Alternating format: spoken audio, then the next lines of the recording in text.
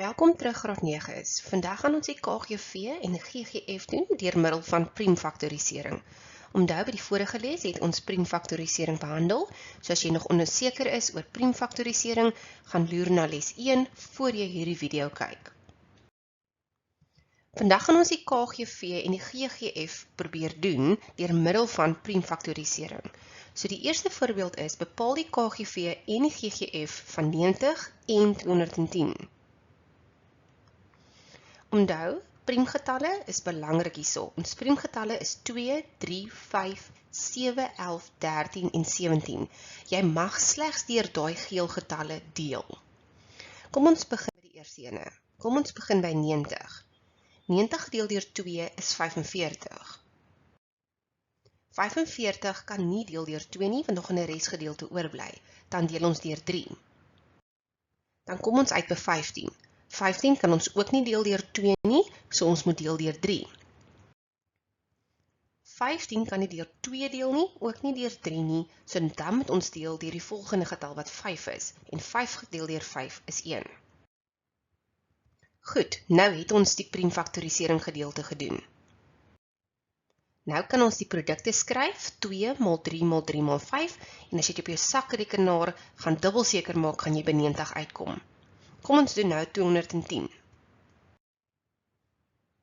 210 kan deel deur 2.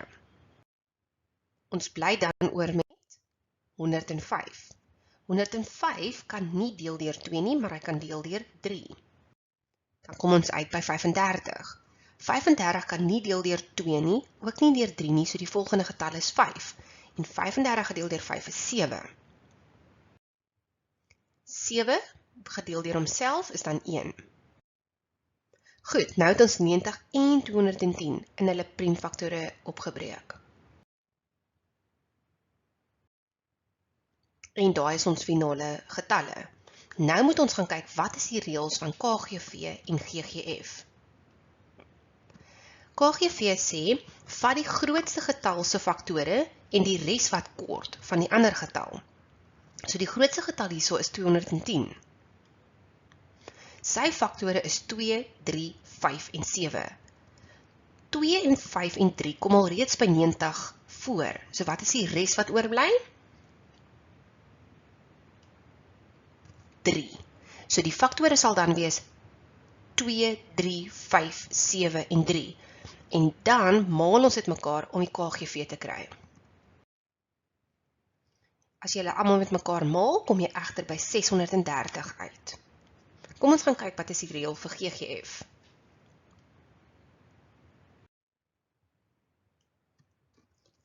GGF sê maal of gebruik slegs dit wat by almal voorkom. So kom ons gaan kyk wat by albei voorkom. Die 2, die 3, die 5, maar nie die 7 nie.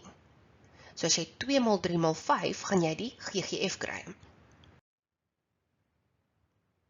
En dan kry jy 30. Goed, dit is kortliks die KGV en GGF deur priemfaktorisering.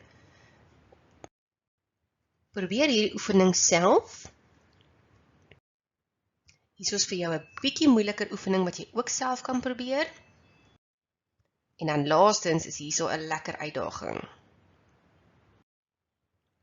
Subscribe tot my kanaal, onthou dit is gratis, maar as jy ekstra notas wil hê, besoek gerus hierdie webtuiste en gebruik die couponcode vir 25% afslag. Sien jou weer!